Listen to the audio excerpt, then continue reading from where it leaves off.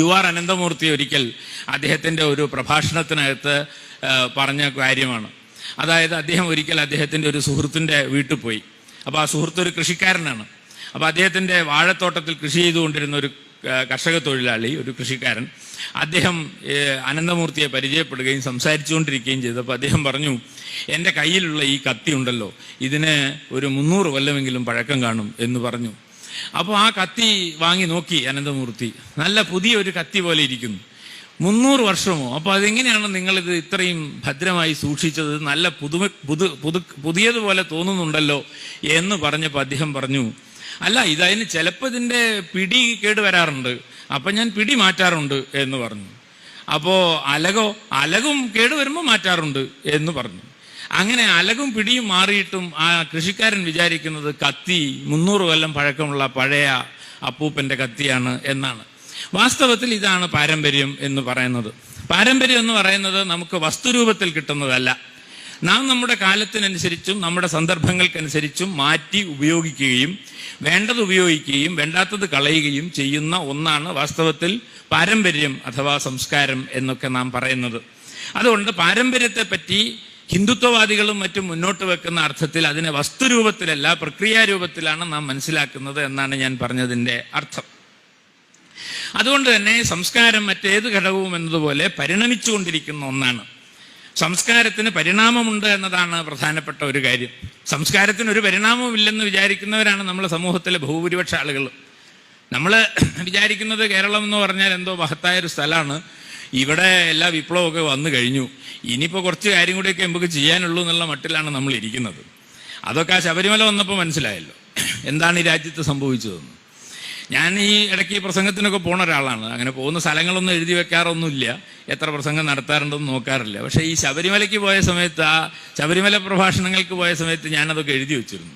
52 സ്ഥലത്ത് ഞാൻ പ്രസംഗിച്ചിട്ടുണ്ട്. ഈ 52 സ്ഥലത്ത് പ്രസംഗിച്ചപ്പോൾ എൻ്റെ ഒരു അനുഭവം, ഒറ്റ സ്ഥലത്തുനിന്ന് പോലും ഊഷ്മളമായിട്ടുള്ള ഒരു പ്രതികരണം എനിക്ക് കിട്ടിയിട്ടില്ല. സത്യസന്ധമായിട്ട് ഞാൻ പറയാം. സംഘടിപ്പിക്കണ്ടേന്ന് വിചാരിച്ച് സംഘടിപ്പിക്കുകയാണ് ആൾക്കാർ. എന്നാലും ഇതൊന്നും വേണ്ടില്ലായിരുന്നു എന്നുള്ളതാണ് ആളുകളുടെ അഭിപ്രായം. അതാ ഇലക്ഷൻ കഴിഞ്ഞപ്പോൾ മനസ്സിലായില്ലേ? അതാ. അപ്പം അത്രയൊക്കെയുള്ള സാംസ്കാരികമായ അടിത്തറയെ ഈ കേരളത്തിലെ പ്രബുദ്ധമായ ജനതയ്ക്കുള്ളൂ എന്ന് നാം മനസ്സിലാക്കേണ്ടതാണെന്ന് ഞാൻ പറഞ്ഞതിൻ്റെ അർത്ഥം അതാ. ഒരു ശബരിമല വന്നാൽ ഒഴുകിപ്പോകാവുന്ന രാഷ്ട്രീയ ബോധമൊക്കെ നമുക്കുള്ളൂ തൽക്കാലം. അതിനപ്പുറം അഹങ്കരിക്കാനൊന്നും വകുപ്പുണ്ടെന്ന് തോന്നുന്നില്ല. ഒരു സാംസ്കാരിക വിദ്യാർത്ഥി എന്ന പ്രവർത്തകൻ എന്ന നിലയ്ക്കും അത് പഠിക്കാൻ ശ്രമിക്കുന്ന ഒരു വിദ്യാർത്ഥി എന്ന നിലയ്ക്ക് എനിക്ക് തോന്നുന്നൊരു കാര്യം അതാ. വളരെ ഭയപ്പാടോടുകൂടിയാണ് അക്കാലത്ത് ഞാൻ ഈ സ്ഥലത്തൊക്കെ പ്രസംഗിക്കാൻ പോയിരുന്നത്. കാരണം ആളുകളൊന്നും ഒട്ടും തന്നെ അവർ സംതൃപ്തരായിരുന്നില്ല. ഈ നവോത്ഥാനം എന്നൊക്കെ പറഞ്ഞ് ഈ ജാതിയെ പറ്റിയൊക്കെ സംസാരിക്കുന്നതൊക്കെ എന്തിനാണ് ഈ ആവശ്യമില്ലാത്തതൊക്കെ സംസാരിക്കുന്നത് എന്ന ഒരു പിന്നെ പരിപാടി സംഘടിപ്പിക്കണമല്ലോ എന്നുള്ളത് കൊണ്ട് സംഘടിപ്പിക്കുകയാണ് പല ആൾക്കാരും ചെയ്തത്.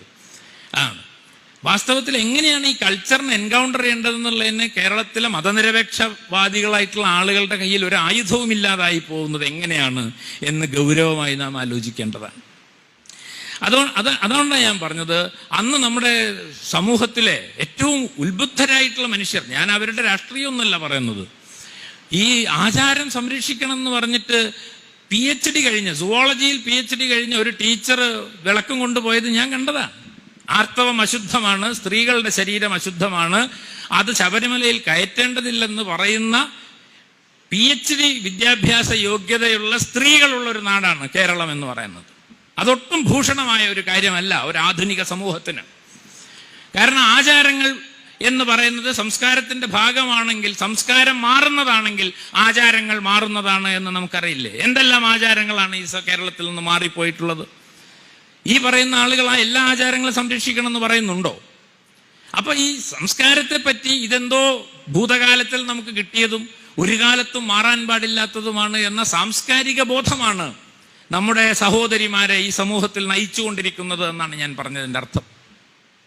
അത് ഗൗരവമായ ഒരു ആലോചനയ്ക്ക് വിധേയമാകേണ്ടതല്ലേ? അതാണ് സംസ്കാരത്തെ സംബന്ധിച്ച ഗൗരവമായ ചർച്ച വേണമെന്ന് നമ്മൾ പറയുന്നതിൻ്റെ ഒരു കാരണം. അതുകൊണ്ട് നമുക്കറിയാം, നമ്മൾ പറയുന്നത് ഇപ്പോൾ ആചാരം സംരക്ഷിക്കണം എന്നിവർ മുദ്രാവാക്യം വിളിച്ചപ്പോൾ വാസ്തവത്തിൽ അവരെന്തിനാ വെല്ലുവിളിച്ചത്? അവർ വിചാരിക്കുന്നത് കേരളം ഭരിക്കുന്ന പിണറായി വിജയൻ ഗവൺമെന്റിനെ വെല്ലുവിളിച്ചു എന്ന് അവർ വിചാരിക്കുന്നത്. വാസ്തവത്തിൽ അവർ വെല്ലുവിളിച്ചത് പിണറായി വിജയൻ ഗവൺമെന്റിനെ അല്ല, അവർ വെല്ലുവിളിച്ചത് ഇന്ത്യൻ ഭരണഘടനയല്ലേ. ഇന്ത്യൻ ഭരണഘടനയെ ഉദ്ധരിച്ചുകൊണ്ട് സുപ്രീം കോടതി നടപ്പാക്കണമെന്ന് ആവശ്യപ്പെട്ട ഒരു കാര്യത്തെ മുൻനിർത്തിക്കൊണ്ടാണ് ഈ കോലാഹലം മുഴുവൻ നടന്നത്. എന്ന് പറഞ്ഞാൽ ആചാരങ്ങളാണ് ഭരണഘടനയേക്കാൾ മുഖ്യം എന്നല്ലേ അതിന്റെ അർത്ഥം. ഈ ഭരണഘടനയല്ലേ ഈ സ്ത്രീകൾക്ക് നിരത്തിലൂടെ നടക്കാനുള്ള സ്വാതന്ത്ര്യം നൽകിയത്. ഈ ഭരണഘടനയല്ലേ നമുക്ക് അതിനുള്ള സംരക്ഷണം നൽകുന്നത്. ഈ സ്ത്രീകൾ രാത്രി നടന്നു പോകുമ്പോൾ അവരാരെങ്കിലും ആക്രമിക്കുകയോ അവരോട് മോശപ്പെട്ട രീതിയിൽ പെരുമാറുകയോ ചെയ്താൽ അവർ നേരെ ശബരിമലയ്ക്കാണോ പോവുക? അവരടുത്ത പോലീസ് സ്റ്റേഷനിലല്ലേ പോകുന്നത്. ആ പോലീസ് സ്റ്റേഷനിൽ പോലീസ് കാര്യങ്ങൾ കൈകാര്യം ചെയ്യുന്നത് ഭരണഘടനാപരമായിട്ടല്ലേ. അതുകൊണ്ട് നമ്മൾ രാവിലെ ഉണരുന്നത് ഭരണഘടനയിലെ സംരക്ഷണത്തിലേക്കല്ലേ, നമ്മൾ ഉറങ്ങുന്നത് ഭരണഘടനയുടെ സംരക്ഷണത്തിലേക്കല്ലേ.